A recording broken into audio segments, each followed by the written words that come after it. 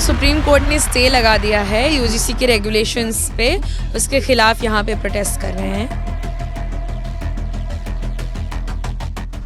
और यूं ही चुटकी में कुछ लोगों के प्रोटेस्ट में, जिनका इनसे उस तरीके से कोई लेना, जिनके साथ सड़क पर आते हैं, जो डोमिनेंट हैं, जो पावरफुल हैं, जो स्ट्रांग हैं, वो अपने डोमिनेंस को बरकरार रखने के लिए, इंश्योर करने के लिए कि वो एकाक किसी को गाली दे दें ना चाहिए। उसका समाधान यही नहीं कि कानून को ही हटा दो।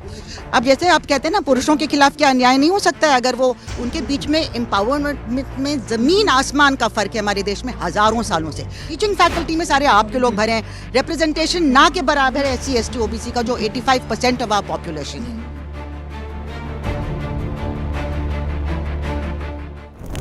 अदिति, यहाँ पर आप लोग प्रोटेस्ट कर रहे हैं और यूजीसी के कानून को लेकर आप लोग प्रोटेस्ट कर रहे हैं। सबसे पहले तो बताइए कि क्यों आप लोग इस विरोध कर रही हैं? हम जो सुप्रीम कोर्ट ने स्टे लगा दिया है यूजीसी के रेगुलेशंस पे, उसके खिलाफ यहाँ पे प्रोटेस्ट कर रहे हैं कि ये रेगुलेशंस इतनी मेहनत से, इतने लोगों के, इतने छात्रों के, राधिका वेमुला, अबिदा तड़वी के संघर्षों से ये रेगुलेशन आया था।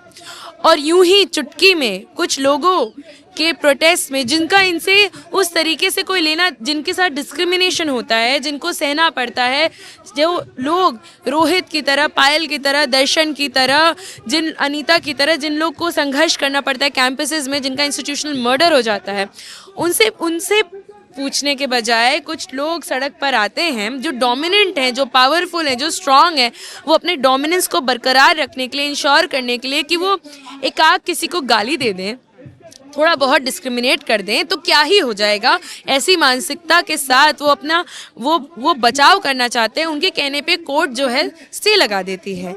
ये बहुत अनफॉर्चुनेट है और उसके खिलाफ हम यहाँ आते हैं कि वो रेगुलेशंस को वापस लाया जाए और मजबूती से लाया जाए।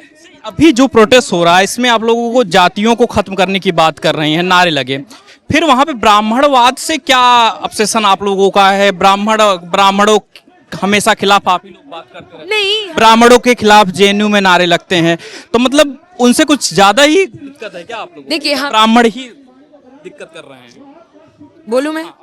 ठीक है, देखिए, हमें किसी भी पर्टिकुलर कास्ट से कोई दिक्कत नहीं है, लेकिन जब हम ब्राह्मणवाद कहते हैं तो वो एक आइडियोलॉजी की बात करते हैं कि एक विचारधारा है जो ये पूरे समाज को, पूरी व्यवस्था को, पूरी संस्थाएं हमारी उसके बिना पर चल रही हैं कि किसका डोमिनेंस, किसका वर्चस्व होना चाहिए। तो और ये भी एक्सेप्ट करना ज़रूरी है कि ये वर्चस्व है, उसके बिना पर डिस्क्रिमिनेशन होता है। वो विचारधारा लागू है हर जगह पे, हमारी हर संस्थाओं पे, हमारे सड़कों पर, हमारे घरों में, हमारी कॉलोनीज में, हमारे एजुकेशनल इंस्टीट्यूशंस में। अगर वर्चस्व रहता तो लगता कि कानून आ जाता है, आपको लगता है? सॉरी, अगर वर्चस्व इतना ही होता ब्राह्मणवाद का तो लगता कानून आ जाता। तो ये लोगों अपने खिलाफ कोई क्यों लाना चाहेगा कानून? ये उन्होंने लाया नहीं है, मतलब वही नहीं लाया नहीं। आप इसको समझिए और दर्ज करिए कि लोगों ने संघर्ष किया है। तमाम जो सबसे ज्यादा जो मेजॉरिटी इस देश की है वो शोषित है, वो वंचित है, और उनके संघर्षों से ये मजबूर हुई है सरकार कि उसको लाना पड़ा है। किसी ने खैरात में नहीं दिया है। ठीक है, दूसरे शोषित हैं तो ब्राह्मणों के खिलाफ क्यों नारे लगते हैं? मैम जवाब तो दे दीजिए। सबसे पहले मैम, यूजीसी का यहाँ जो है विरोध हो रहा है, जिस तरीके से स्टे लगा। यूजीसी का विरोध नहीं हो रहा, सुप्रीम कोर्ट का विरोध हो रहा है। हाँ, मतलब क्योंकि स्टे वहाँ पर लगाया गया। क्यों लगता है कि आपको लगता है कि जो सवर्ण बच्चे हैं, जनरल कैटेगरी के बच्चे हैं, उनके साथ अगर अन्याय होता है कैंपसेस में तो उनका समाधान नहीं होना चाहिए, उनको न्याय नहीं मिलना चाहिए? समाधान होना चाहिए। उसका समाधान यही नहीं कि कानून को ही हटा दो। अब जैसे आप कहते हैं ना, पुरुषों के खिलाफ क्या अन्याय नहीं हो सकता है, अगर वो सेक्सुअल हैरेसमेंट का एक्ट उनके खिलाफ यूज हो तो उनके साथ नहीं हो सकता है। तो उसका सोल्यूशन ये नहीं है कि उस कानून को ही खत्म कर दो। उसका सोल्यूशन ये है कि सेफगार्ड होने चाहिए, और आप अगर आपके साथ कुछ गलत हो रहा है तो आप उसके मामले में भी आप अपनी आवाज़ उठा सकते हैं, पिटिशन डाल सकते हैं, सब कर सकते हैं। अब देखिए कि सवर्ण और जो अंडर प्रिविलेज जो कास्ट है, उनके बीच में एम्पावरमेंट में ज़मीन आसमान का फ़र्क है हमारे देश में हज़ारों सालों से। जुडिशरी में सारे आपके लोग भरे हैं, इंस्टीट्यूशंस में सारे आपके लोग भरे हैं, टीचिंग फैकल्टी में सारे आपके लोग भरे हैं। रिप्रेजेंटेशन ना के बराबर है SC ST OBC का, जो 85% ऑफ आवर पॉपुलेशन है। ऑलराइट, उसके बाद भी आप डरे हुए हैं, सारे लोग आपके साथ हैं, आपके बाप दादा हर जगह बैठे हुए हैं, फिर डरने की क्या बात है। दूसरा, इस रेगुलेशन में जो कमेटी बनी है उसमें प्रिंसिपल को चेयरमैन बनाया। 99% प्रिंसिपल्स हमारी यूनिवर्सिटी में सवर्ण जाति के हैं, 99%। तो वो क्यों अन्याय करेंगे आपके साथ, है ना? वो अन्याय नहीं करेंगे, वो अन्याय करते आ रहे हैं SC ST OBC के साथ। मैंने अपनी आंखों से देखा है हमारी यूनिवर्सिटी में, जब SC ST reservation teaching post में 1952 से लागू था देश में, देश भर में, हमारी यूनिवर्सिटी में 1997 में पहली बार क्यों शुरू हुआ? 1995 में डिसीजन हुआ क्योंकि मंडल के बाद दबाव पड़ा पूरा पार्लियामेंट से कि या तो लागू करो या गद्दी छोड़ो। नहीं तो 8000 टीचर में मैं आपको बता दूं, एक भी टीचर SC ST का नहीं था, एक भी टीचर SC ST का नहीं था उस जमाने में। 1995 में, मैं 1992 की बात कर रही हूँ, तो SC ST ही जब बाद में शुरू हुआ।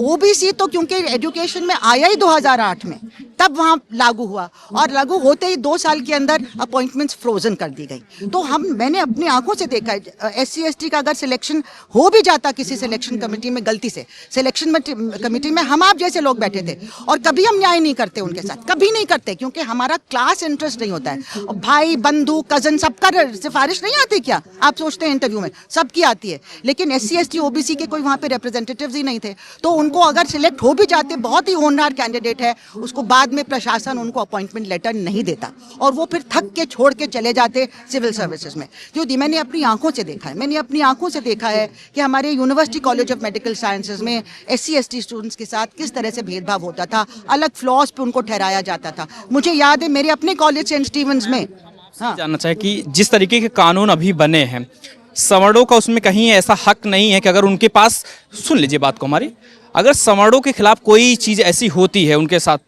किसी तरीके का भेदभाव होता है, ना उनको कंप्लेन करने का कहीं मौका है? वो कंप्लेन, आपका पूरा कानून, आपको कभी भी किसी के साथ कुछ भी होता है आप जाके, कैंपस की बात हो रही, कैंपस की बात हो रही है, तो इस कानून में अगर बच्चों को समान तरीके से देखना है कि उनको नहीं है।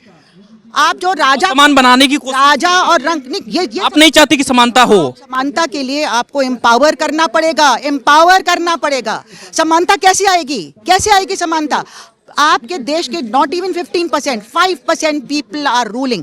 हम ब्रिटिश को रहने देते यहाँ पे ना, ब्रिटिश हमारे साथ, वो तो अपनी काबिलियत से हो रहे हैं, ऐसा नहीं कि हो रहा है ना, बर्थ से हो रहा है भाई साहब, बर्थ से हो रहा है। आप जन्म कहाँ लेते हैं उसके बेसिस पे हो रहा है। क्या आप सोचते हैं कि 85% जो जहाँ पैदा होते हैं उनमें काबिलियत नहीं होती है? आप अपना माइंड को रेसिज्म के लिए एग्जामिन कीजिए। और मैं कुछ नहीं कहना चाहती हूँ, ये रेसिस्ट फिलॉसफी है, रेसिस्ट। मैं भी सवर्ण जाति की हूँ, लेकिन मैं इसके खिलाफ हूँ क्योंकि मैं न्याय पसंद हूँ। तो आपके हिसाब से लगता है आप ही हाँ, मेरे पास प्रिविलेज है, मेरे बाप दादा ICS में थे, तो मेरे पास प्रिविलेज है, मैं एक सोने का चमचा लेके पैदा हुई अपने मुंह में। कौन सा मेरिट, कैसा मेरिट? जो गांव में बैठता है, जो जिसके पास लाइट नहीं है, जिसके बाप दादाओं को पानी नहीं पिया देने जाता है, जिसे कहते हैं जाके सीवेज साफ करो, तुम्हारी वो औकात है। आज तक ये कहा जाता है, जो मूछ पहन लेता है तो उसको मार दिया जाता है, जो घोड़ी पे बैठता है उसको मार लिया जाता है। कौन सी बराबरी की बात करें? हमारा समाज बराबर नहीं है, नहीं है। आप ऊपर नहीं उठने जा रहे लोगों को। वो गलत कर रहा है, उसके खिलाफ कानून बनना चाहिए, उसको उसके समाज गलत है, हमारा समाज गलत है। जुडिशरी में कितने SC ST OBC हैं बता दो, क्या परसेंटेज है? मैम ये होना चाहिए, जो गलत कर रहा हो उसके खिलाफ होना चाहिए कार्रवाई ना। आपको मालूम है ICS में 4 लोग सिलेक्ट होते थे, कई साल तक एक भी हिंदुस्तानी नहीं सिलेक्ट हुआ। फिर हिंदुस्तानियों ने डिमांड किया कि सिलेक्शन कमेटी आपकी, आप अंग्रेजी में सवाल पूछते वगैरह वगैरह, आप 2 पोस्ट रिजर्व करो हिंदुस्तानियों के लिए। हमने रिजर्वेशन मांगा, तब 2 आए ICS में पहली बार। अगर 1 मिनट काबिलियत के बेसिस पे अगर आप देखते कि महिलाओं को सऊदी अरेबिया में कह दो सब बराबर हैं, तो महिलाओं को जब तक आप आरक्षण नहीं करोगे महिलाएं आगे नहीं आ सकती, क्योंकि आप हिस्टोरिकली ओप्रेस्ड रहे हैं, हिस्टोरिकली ओप्रेस्ड रहे हैं। फिजिकली चैलेंज को क्यों रिजर्वेशन देते हैं? ये सोशली हैंडीकैप्ड लोग हैं। आपने इसको हैंडीकैप, हमने इनके पैर काट दिए, फिर कहते हैं बराबर की लड़ाई लड़ो।